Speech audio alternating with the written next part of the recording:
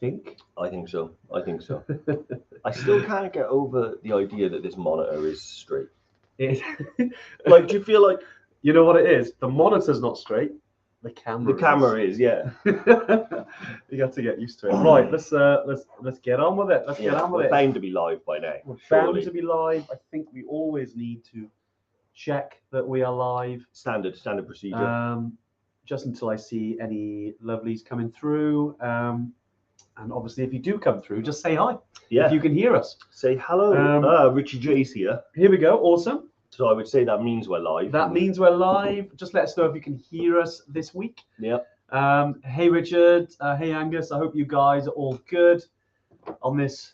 Lovely. It's not too rainy today. Angus Ross, I think he's the Scottish guy with a West Country accent that lives somewhere else. That lives somewhere else. Hey, Pritesh. Hey, Mark. Andrew Scott. Bot on the tide. He loves it, doesn't he, Andrew? He loves it every week. Every week. Andrea, great stuff. Yeah, if you have just joined us, let us know. Is Andrea new? Andrea, you have to let us know. Are you new? Or is this just a first-time commentator, but you've been like there in the background? Is that what it is? So you've Andrew, been listening. Andrew Vidda. Where? See his name, Andrew Vidda. Ah, very good, very good. See what I did? Yes, I got it. That went right over my head. Yeah. Even Evertrek is on, which is probably Vicky. Vicky, wave your hand if it's you. It'll probably be 3-second delay. It could be Lauren. Or Lauren, if there's any hands in the air, probably. There's no hands in the air. Obviously, there we go. Vic, that was like 5 seconds. That's I think it was single finger, I think is what she's doing. No, that was a positive one. That was a positive. Sorry for the chaos today. First time for Andrea, welcome. Yeah, well, if it is your first time on a Tuesday tune-in, welcome. We were away last week. I know, Dav, you were a bit ill last week. I've been a bit ill over the weekend. It's just going around, mate. All this good stuff. I'm a bit ill now. I know. We're still getting over it. We're not the healthiest Yetis at the moment. Well, I think when Yeti flu, I think, goes around, it's pretty. Luckily, we have. Difficult. There we go. We got Yeti on the mug there. Nice. That's good. Repping another brand that has a wonderful name.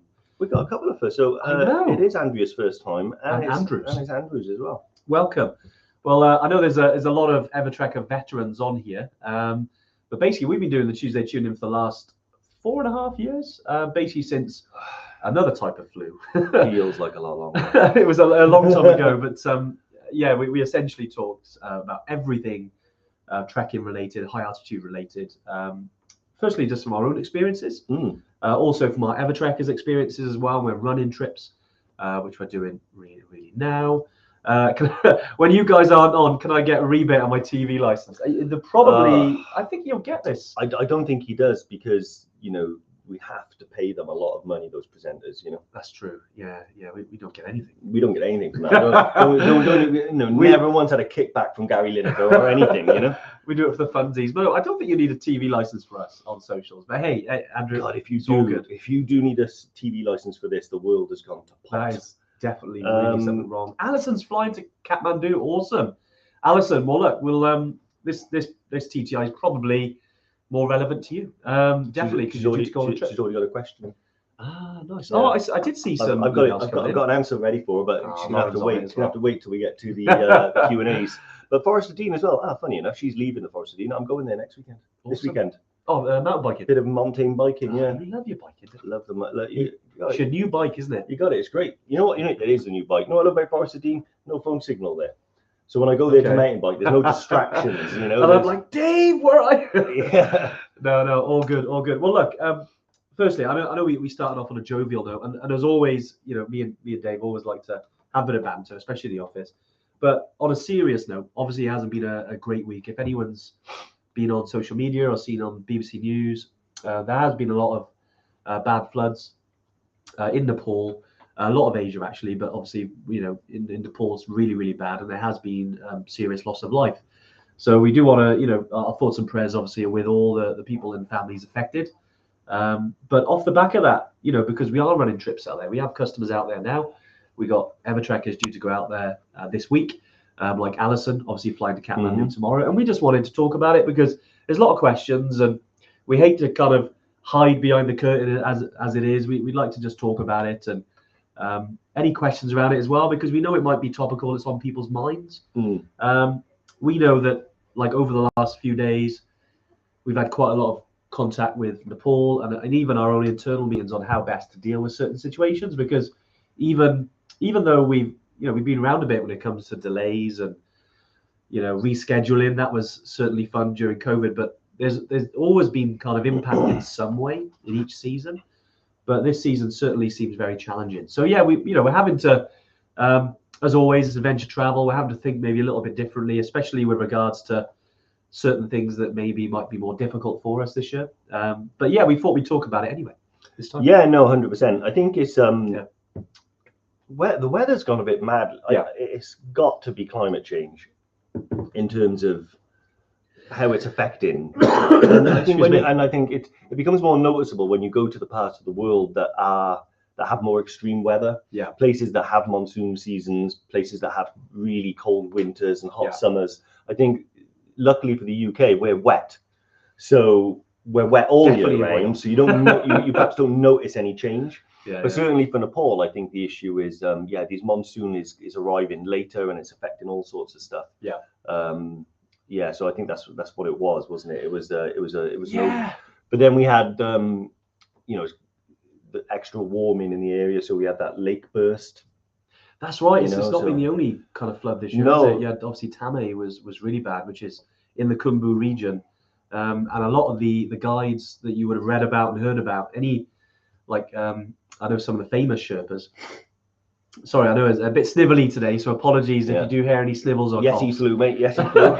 Don't worry, it won't come through the screen. But I say we're all a little bit low at the moment with the flu. But anyway, in Tame in Nepal, one of the glacier had receded so much, and the glacial lake had been sitting there, and due to all the heating and then the freezing and then defrosting, for whatever process was happening, there was clearly a flow there of an obscene amount of water that affected, I think it was about 40% of Tame village, which is one of the routes on the way to Everest. Did you say an obscene amount of water? I did, yeah. That's quite good. You like that, did you? Yeah, I've just never heard you just say an obscene amount of water left. I don't know. That's what came to my mind. And it was an obscene amount. It was absolutely crazy. It was an obscene amount. Yeah. Looking at the videos. It was like, thank the Lord that there was no loss of life or anything like that, was there, in that event? So that was really lucky. I'm reading these days. I want to make sure I got expand my repertoire of words,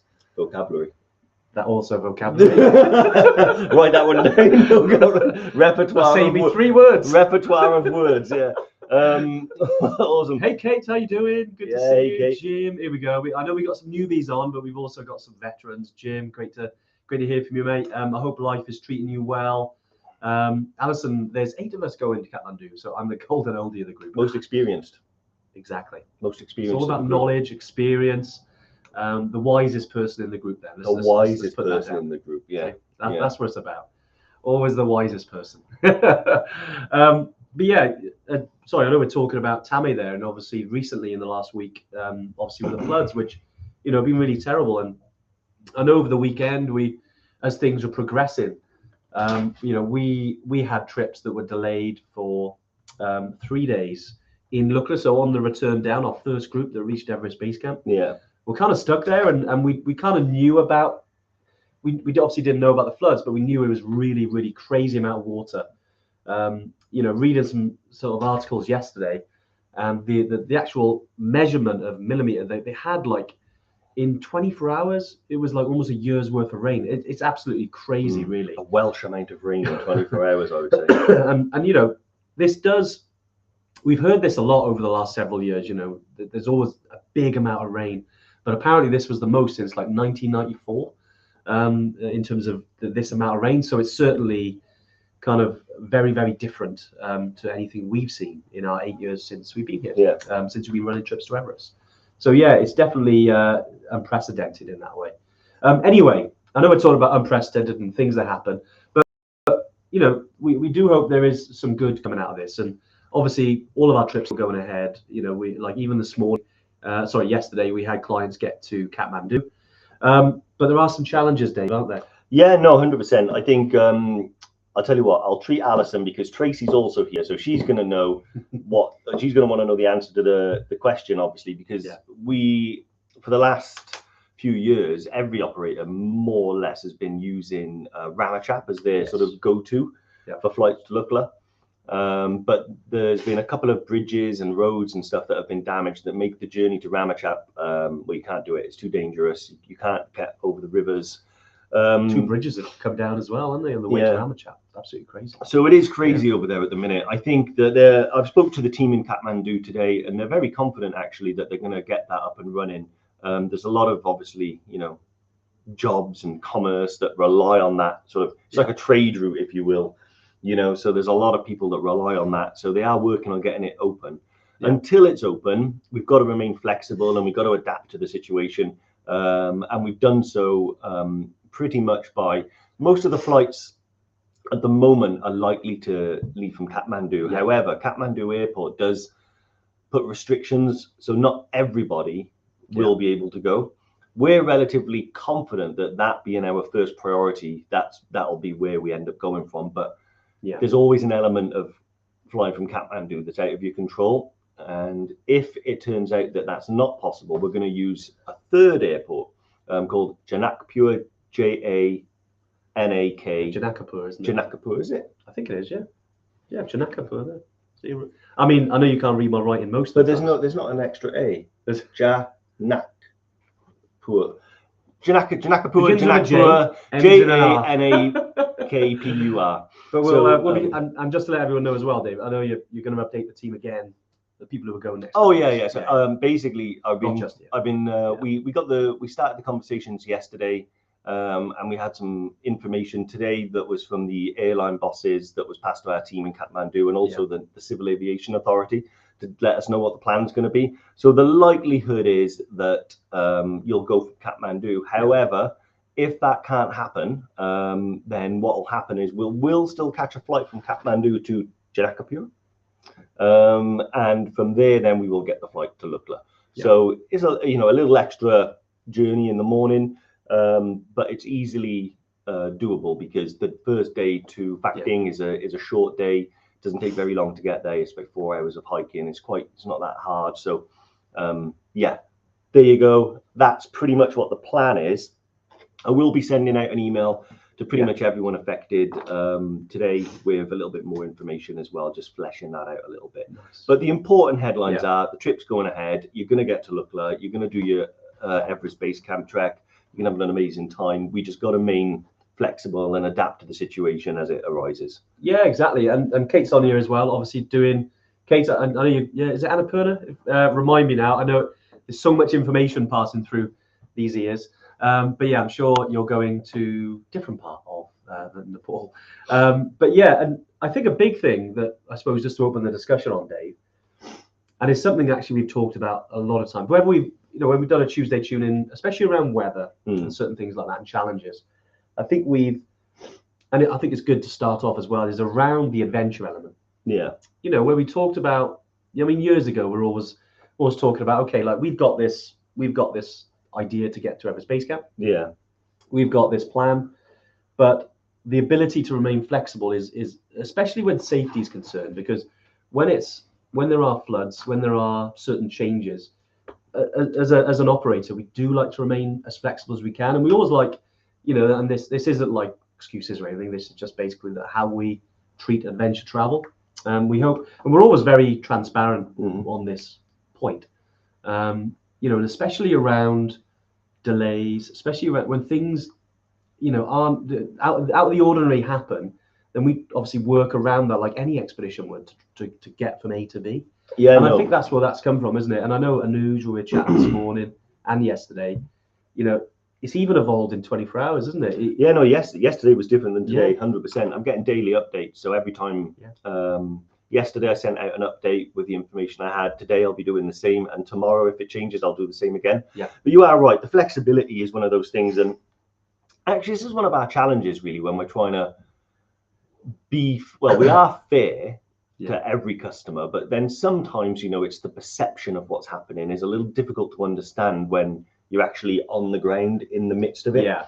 Because that's the thing that I always really try hard to let you guys know is that we don't do this business because it was a business idea born from a spreadsheet. It was two trekkers like you guys. So we know what it's like to be out there when things don't go well. I think the difficulty is, particularly with Lukla delays and things like that, is no matter which end you're trapped on, Ramachap, Kathmandu, or Lukla, you'll see a helicopter land and you'll see some people go, or you might be see, like, I need to be in there. Or you'll see two flights take off and you'll think, why weren't we on those flights? And there's a lot going on behind the scenes with trying to manage that situation. Our main goal is, one, to get you to the mountains and get you back down safely, and to keep the group together. So when we're looking at where we can fly from, we do our best always to fly from the quickest, easiest and shortest route possible, so you have the maximum amount of time and the least amount of stress. But it's not always possible, and sometimes we do have to invite a little stress into our lives just to kind of get the adventure going. I personally have done EBC 4 times, and I've gone to Ramachap 3 times, I think. Yeah, or 2.5 maybe. Is in there and back though. Yeah, so for each time I've gone to maybe 2.5 times. Maybe one time I flew from Ramachap, I went back to Kathmandu, which is what we'll do. We'll always try and maximize the situation for your benefit. But our main goal has to be getting you to the mountains safely. Absolutely. And so if that means that we can't fly from Kathmandu or we can't go from Ramachap, we'll always do our best to find a solution to get you on a plane, to get you to Lukla, to get you trekking.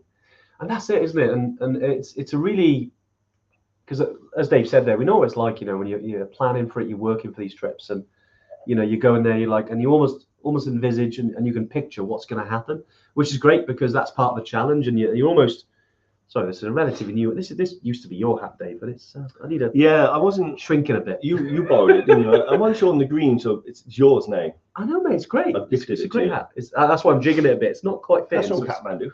Is it? Yeah. Remember, I brought that one and the black one back. That's right. Yeah. Where's the black one? At home. Yeah. I just fancy the green ones. Yeah, fair. Sorry, going on to hat talk. Where was I? Sorry, mate. Yeah, what were we talking about then? Where was I?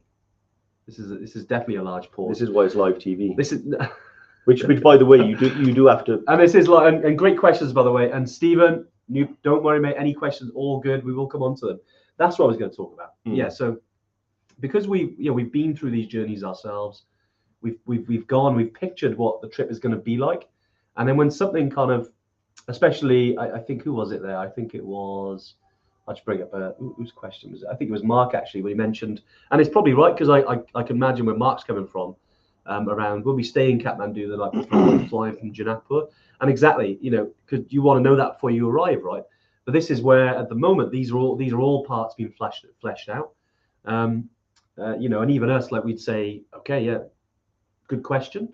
I want to make sure we 100%. But literally a few hours ago we had the conversation about Janakpur, and we're still working out whether it's easier, because it is a bit further away than Ramachap.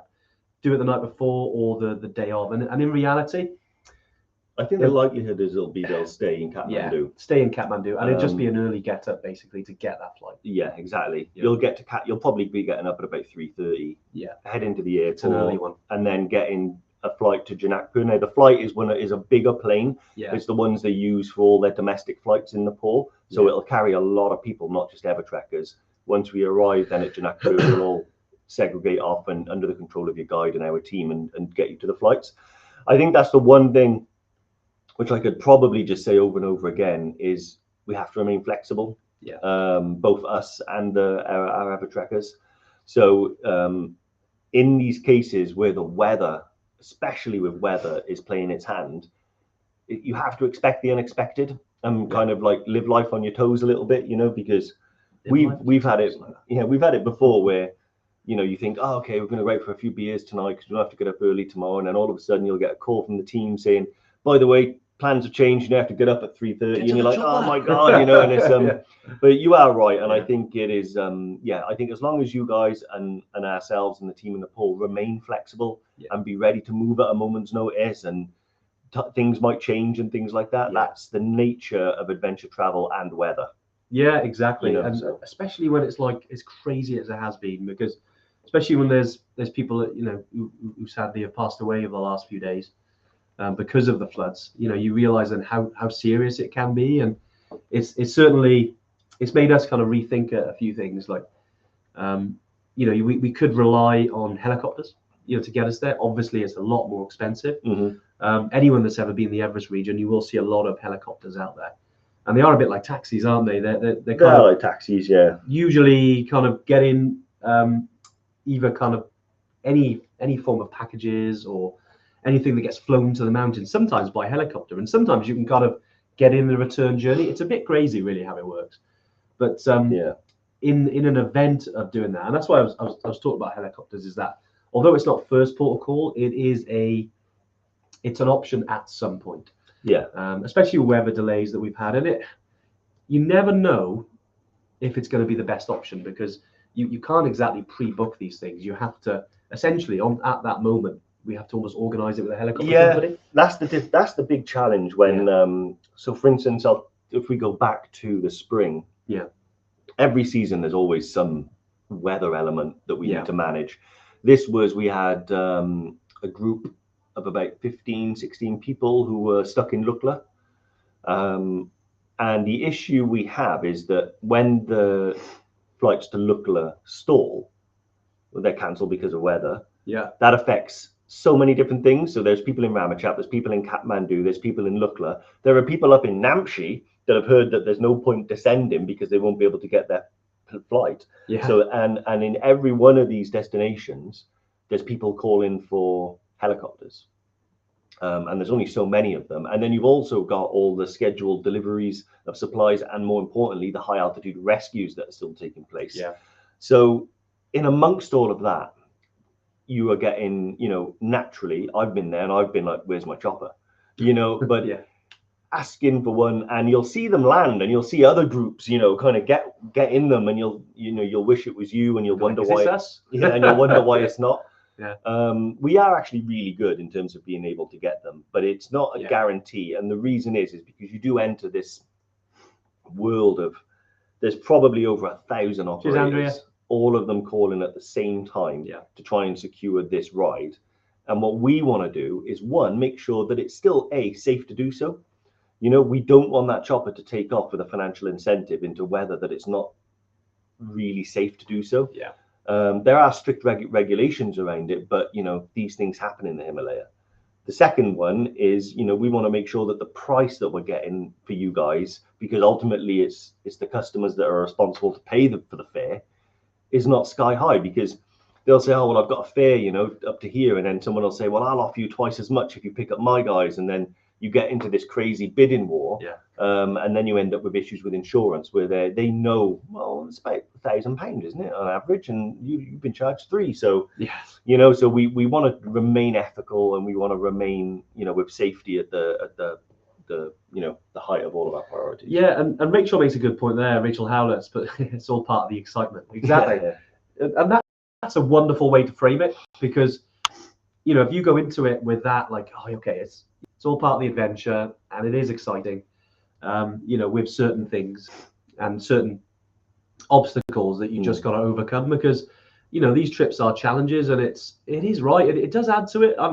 I know this, looking back, like, I remember the first time I went to Everest, and I was stuck in Lukla for 4 days, and I met, you know, if it wasn't for those delays, I wouldn't have met like quite a lot of people who I became really good friends with. And then we went down to Chitwan, and we had a great time, and we had a few beers in Kathmandu, and, you know, we stayed friends even till now, and that was kind of 8-9 years ago. And it probably wouldn't have happened. It might have been very different if we hadn't been stuck, you know, and that's part of it. You do remember those things, that kind of those bumps in the road, those unexpected things. If it always goes plain sailing, it's not as good a story, is it? Well, but, you know, Lord of the Rings wasn't as good. Smooth seas don't make good sailors. Yeah, I like that. But you're always good with your metaphors, aren't you? No, you're strong. It's because I'm on these strong lemsips at the minute. You know, they're keeping me perked up. But is that what it is? But no worries, Cam. No worries. It is. Yeah, I agree. And it is part of the adventure, these things, having to roll with the punches. I think actually talking about the extra days, because someone did ask the question here, is it worth having a couple extra days? That's a really good point. I think yes, 100%. I mean, personally, when I always go to an Everest Base Camp trek, I'll probably have 2 or 3 extra at the end. I don't really have them extra at the beginning. Because for a couple of reasons. One, they're more valuable at the end of the trek. because of weather delays. Having everything at the end means that you've got that time in hand. And secondly, the longer you spend, in a different country before your trek, the more likely you are to pick up some form of like stomach issue, especially for me. So I think to myself, no, if I could take off at like Heathrow and land at Lukla, that'd be great for me. But then when I come back, I usually have 2 or 3 days at the end. I'd say 1 day as a minimum, but 2 or 3 is perfect. Now, obviously, you'll probably have to spend about $90 a night if your flight arrives on time and you end up back in Kathmandu for those 3 days. But then I look at it, well, what's that, $300 versus the cost of missing my internal flight potentially, or a helicopter. So ultimately, it is an extra expense, but you're weighing it up against the potential risk of having to pay for a helicopter or a new flight. Which can be frustrating. I mean, even this weekend, we had to move because there was just relentless rain.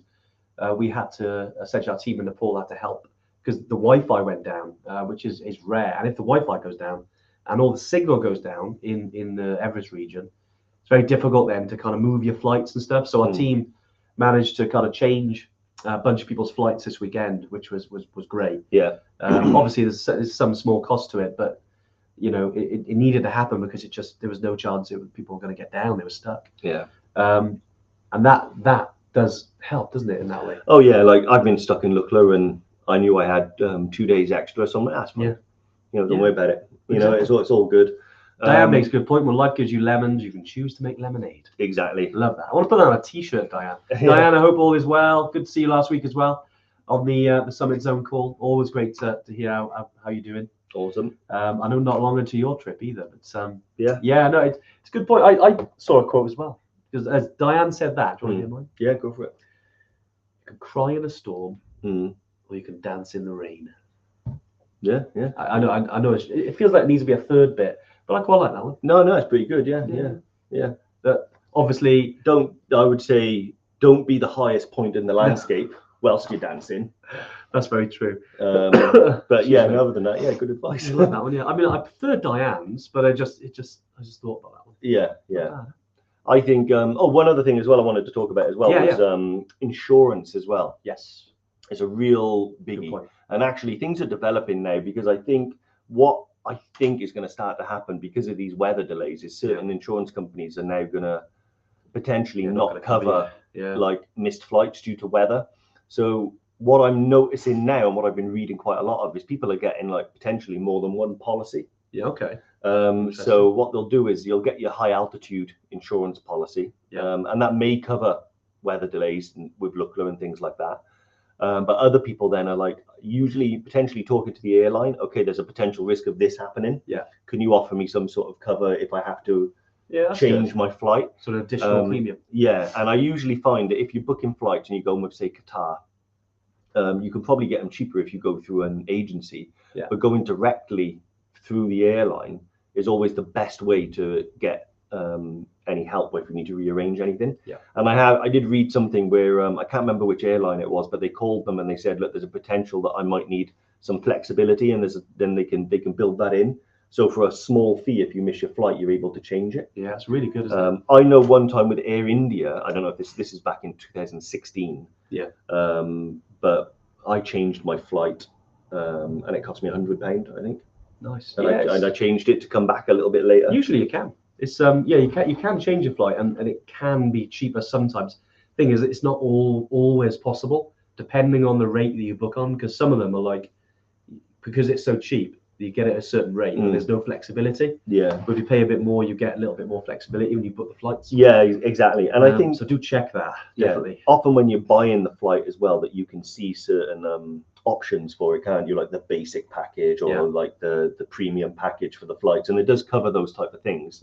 That's something now that I think I'm starting to recommend to people, is actually think multi-dimensionally about your protection, just in case those things start to happen. And you're right with the insurance as well. Do check that things are covered, because one thing we don't want is for you to get out there and things happen, and it is because of weather, and then the insurance don't cover it. Like we've all been there, and it's not great if that happens. I mean, luckily, majority of the ones, like, and there are lots of insurance companies like True Traveller out there, Campbell Irvine, Big Cat. There are others out there as well that you can get. That we've used ourselves and have been perfectly fine, and they've got specific kind of policies for certain trips. So then, most of them, they productize it, especially True Traveller. They say, okay, Everest Base Camp insurance, and it's specifically for that because they know they've sold this insurance and they've had people claim on it for like donkey's years. Yeah. So it's suited to that trip, but just definitely check. One, it covers the height, and especially I know we're talking more about Nepal today. Not every single place you go needs helicopter evacuation. Just to use Tubkal as an example. But there are like Nepal that you need to get helicopter evacuation. Yeah. So just make sure that if you do take them out, Sarah's mentioned there, Campbell Irvin, exactly, great company. We know a lot more of our mature customers use them because they do, in terms of premiums, they are a little bit easier to get insurance with than say True Traveller. Mature customers. It's just, you've got to. Are we talking about? Are we doing it like so? I wouldn't get one, no, because I'm too immature. I suppose mature in terms of age. Were you trying to be polite? Yes. Yeah. The fogies. So, okay, or you get Dave's for the fogies insurance, which probably would sell better. For the olden days. Yeah. I like it. Yeah, no, you're right. Yeah, no, Excuse me. I just liked it. I liked how sort of on the level you would be as very professional. I'm trying to be professional. I know. But I could say the old gits. Yeah. Then I wouldn't be professional, but yeah, as long as everyone gets the gist. Exactly. Yeah. Well, it's getting warm in here, Dave. Look, funny enough, we had the same jacket on. I know we did. But I shed mine before the start. We do. That's another thing. Sometimes dress the same, but you don't have a Goonies t-shirt. I don't have a Goonies t-shirt, but that's a special Goonies one. I've never seen one before. This is good. This is like one of my favourite films. Yeah. Obviously, Jim Blues, experienced travellers. That's what it is. Yeah. So I like these different kind of. Do you know what? Names, cohorts of people, should we call them? No, but you can get a lot of experience at a young age. So what I would do is I'd call them high mileage travellers. Well, so I like that. Okay, high mileage. Yeah, high mileage travellers. Been around the clock. Yeah, exactly. Yeah. Okay, I like that. Yeah. Hey, but they are the wisest.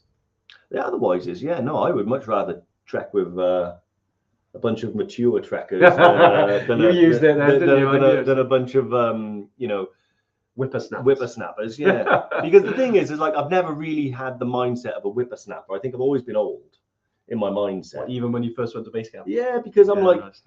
I'm not competitive in that way.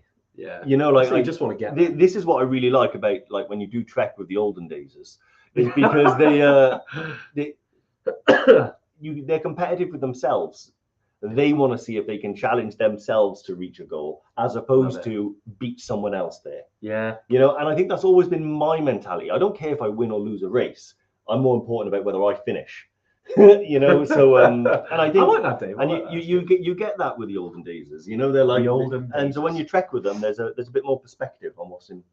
Love it. We'll talk about perspective then, Carl. And I know there's lots of questions here, but Carl's one is just relevant.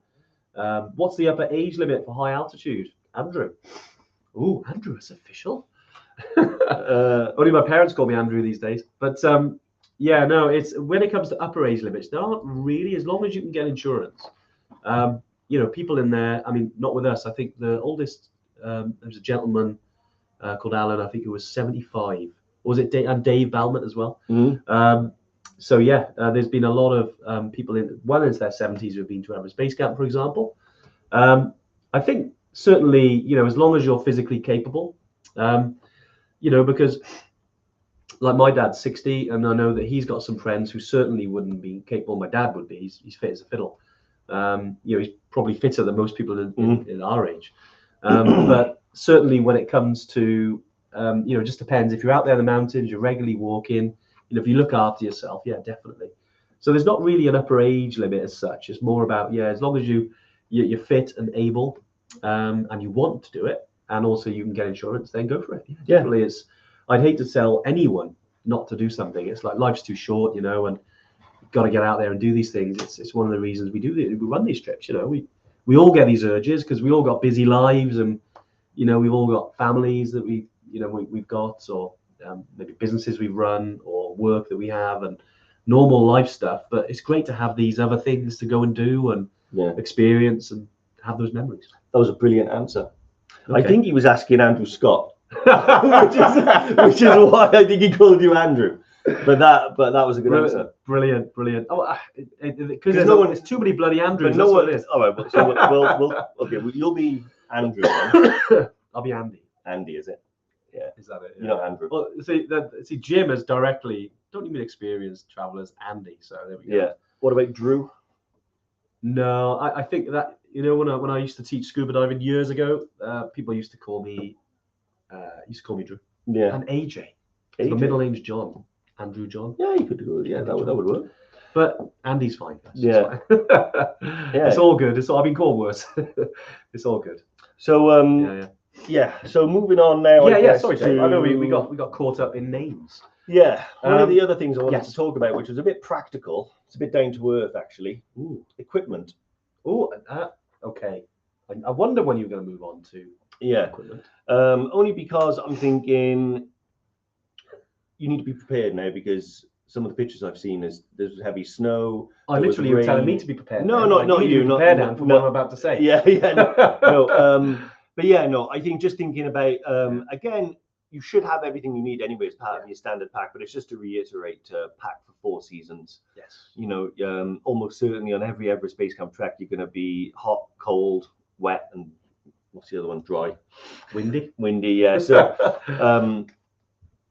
So it is important, especially I think if you go in September or maybe right at the beginning of October, make sure you've got waterproofs, ponchos, waterproof trousers, jackets, that type of thing, particularly for the long stretch from Namche back to Lukla.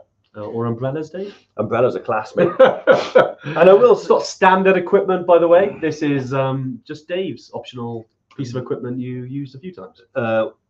Yeah, well, that was when we were in September 2017. Yeah, I remember. Yeah. Massive monsoon rains. Crazy, wasn't it? And I gave my waterproof jacket to John? No, to another mate. Oh, yeah. I gave it to that guy, and so I didn't have one.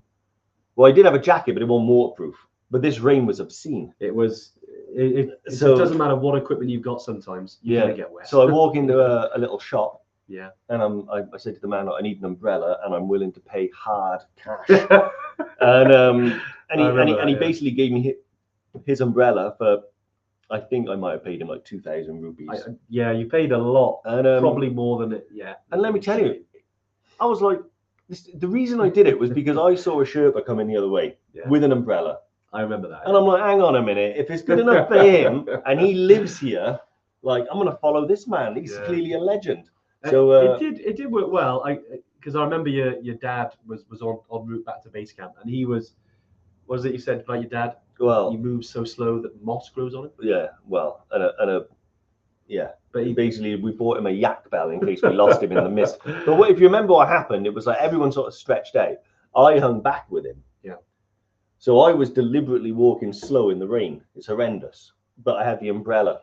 But what I did was I was always a bit ahead of him. Yeah. And then I'd wait until he like caught up a bit, and then I'd move on. I remember that, yeah. And he said it was like the world's worst sort of city tour, following this umbrella like around the thing. Bloody hell, your dad. Obscene water again. Yeah, Andrew, it was obscene amount of water. It was, yeah. It was one of those. We got back to Lukla. Obviously, we'd just been at base camp. I think this was our second time getting to base camp. Yeah. And all we wanted was a beer. It'd been probably 5.5 hours of rain. Oh.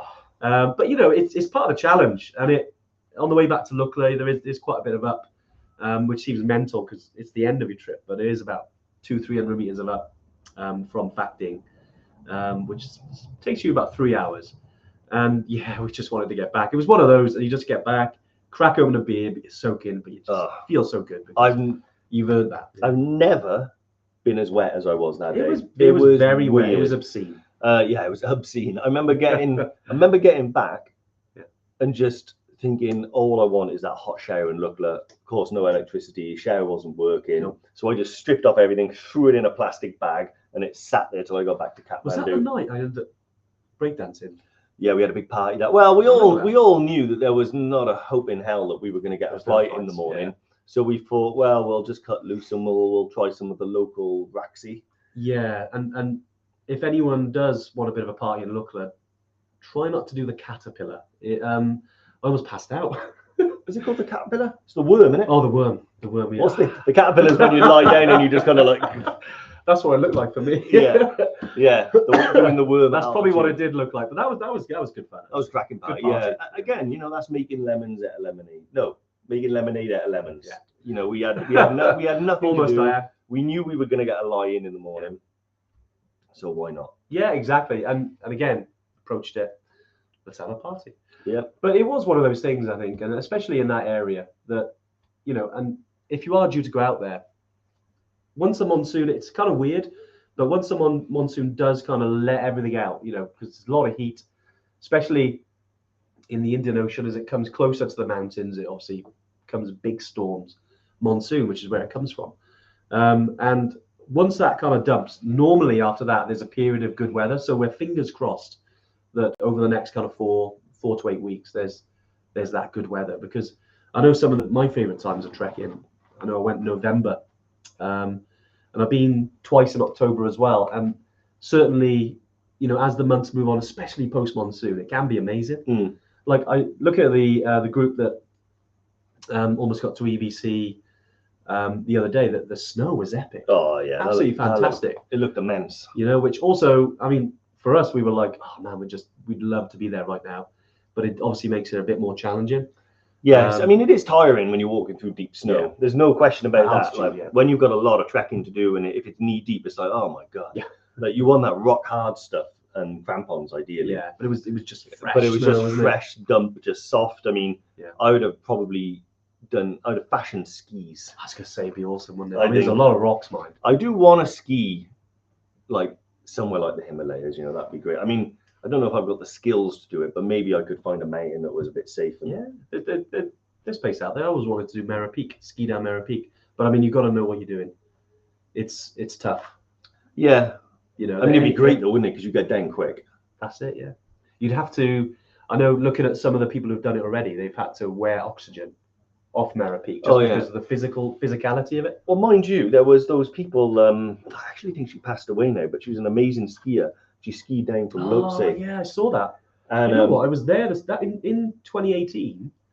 It was the only expedition tent. And sorry, guys, I know we're talking stories and stuff here, but yeah, in 2018, I was with a group from Just Eat. I think it was about 13, 14 group with Everest Base Camp. And the only expedition tent there was the North Face tent, shooting that documentary. It was insane to watch it. They're doing these jump turns down the mountain. See how steep it was? And it's like, jeez. It's in.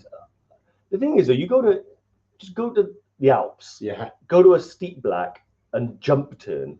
Yeah, but do it at 8,000 meters. Yeah, like that's just. Cheers, Andrew. That's obscene. Yeah, it was but it was amazing though being there, because in the autumn, there's not like, it's different when you go in the spring. An Everest Base Camp is just fully active, whereas there's never really a kind of camp set up in the autumn, unless you got this particular one, and it was the only expedition. Yeah. Well, Everest is climbable in the autumn.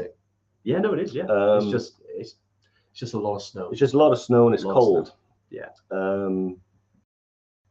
But yeah, I think it'd be quite interesting. I think, wouldn't it?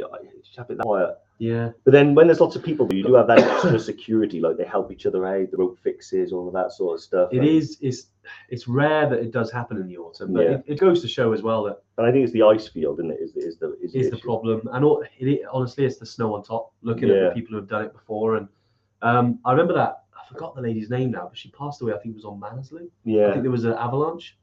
It was really sad actually, because I mean, it was proper. I think it was. What's the name? I'm trying to remember off the top of my head. If anyone can remember, there we go. You've got it there. It's a great documentary. Hillary Nelson. That's it. Hillary Nelson. Yeah, she passed away on Manaslu. Yeah. Again, I think she was on her way up, but I think there was a small avalanche and unfortunately got caught in. Yeah. Alison Morgan, is it worth taking yak tracks? Some people do, but honestly, Alison, it is added weight, so you don't necessarily need it, and the chances of using it sometimes in the high passes. So Kate's on here as well. She's doing Everest Base Camp by Gokyo Valley, and sometimes over the high passes like Chola Pass, like Renjola, Kongmala, so the high passes in the Everest region, which right now would have a lot of snow on them. You're going to need you're definitely going to need it. Over the next couple of weeks, that might change. But actually, the guides do carry some simple ones that you can just put over your boots as well. So you don't need like technical crampons to get over those parts. It's just grip, really. It's just grip, isn't it? Yeah, particularly for the descents. But I think more or less Yak Tracks is what the guys have there. Those like chains, like snow chains for your shoes, really. Exactly. But Dave, I mean, I know we've obviously talked about a lot of the stuff that's happening now. Certainly, some of the things that we do. I know we've talked about maybe delays. I know someone asked a question earlier. I think it was on email. But it was around like what happens with the tea houses and that kind of stuff. Have you got that question? Oh, I gotta dig it out. Was it one of the first ones we had? No, it wasn't. Where was it? I did see an email. Essentially, I don't know where it was someone. What happens with like the tea houses? Essentially, I think someone was asking that if there are delays, and say you're stuck in the mountains, like, or do you say you get down early and you've got the hotels? So normally on Everest Base Camp Trek, like we cover, as an example, 3 nights in Kathmandu. Any other nights, like if you arrive down there early, obviously they are extra. Yes. They are extra, but it was ones in the mountains. Sometimes we can help. Most of the time with that type of stuff, we're able to kind of facilitate rooms in the mountains. Yeah. It's more the issue with regards to where you are and the financial impact comes, like Andy said, if you get a helicopter and you have to return to Kathmandu early, but you don't go home early, those nights in the hotel in Kathmandu are not factored into the price of the trip. So whether you spend 1, 2, 3, 4, 5, whatever nights, those ones will have to be paid for. But almost always you've come down for a reason in a helicopter because you're unwell or have an injury, and your insurance then kicks in and we'll cover that additional cost. Exactly. Guys, I know we've got probably another kind of few minutes left. Any questions, do drop them in. I mean, Dave, just to kind of summarize them and finish off, any kind of final thoughts on the weather? I know, unfortunately, I think certainly in September time, it's a post-monsoon.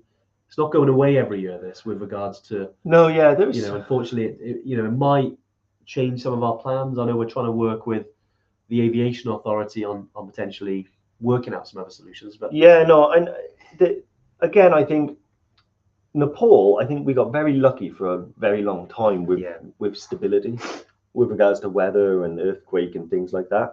But it is a very remote corner of the world where the weather and nature's forces play out in a far more extreme way than we're used to at home. So I think it's a reminder for us as Evertrek and for our Evertrekkers to just, you have to remain flexible and adapt to these situations, because essentially, like, what you are undertaking, although it's an organized trip and there are guides and porters and everything like that, you are undertaking largely the same trip that people did 30 years ago. And exactly. In those types of expeditions, you have to change plans, adapt, move on, improvise solutions. And although it's a lot more modern, the heart of the trip is still the same. So we still have to maintain that, element of adaptability and improvisation when we are faced with these things like that. So and we're very lucky that all of our Evertrekkers are awesome. So all of them. Like even Kate, look at that. I love what Kate said there. I'm a winter skills trainer in Feb, looking forward to the snow. Kate, enough said, mate. Exactly. So that's it from me. It's all about remaining flexible, rolling with the punches. Nice. It is a challenge. It's meant to be a challenge. And I always think, like, what makes a challenge a challenge? To me, it's the possibility of failure. Okay. Yeah. I like that. Nice. Otherwise, where does the challenge come from? If you knew that you could run 50 miles and it was a given and everybody could do it, what would you achieve by running 50 miles? I love that, Dave. But when you go to EBC, that's why it's a challenge. If it was a given that you would reach EBC and get back, like, yes, you've achieved something and you visited a place, but was it a challenge? So that's my thoughts on it. Lovely. Well, thanks, guys. We'll be back next week, but thanks so much for joining us. I know we've talked about the weather, we talked about lots of stuff. Some great words from Dave, even a lot of Andrews on here today. Someone as well with Andrew John. Happy days. But great to see you, Kate, Diane, Carl, Alison, Andrew, lots of Andrews, Rachel.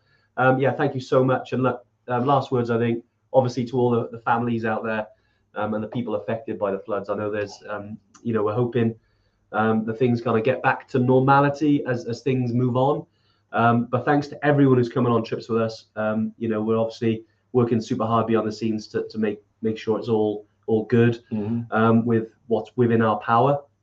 But as Dave said there, flexibility, kind of framing it as, it is an adventure, it is a challenge, and we look forward to seeing the pictures and updates from the trip as well. But anyway, have an awesome week, and we will hopefully, see you next week. Take it easy. Cheers, guys. Bye. Bye.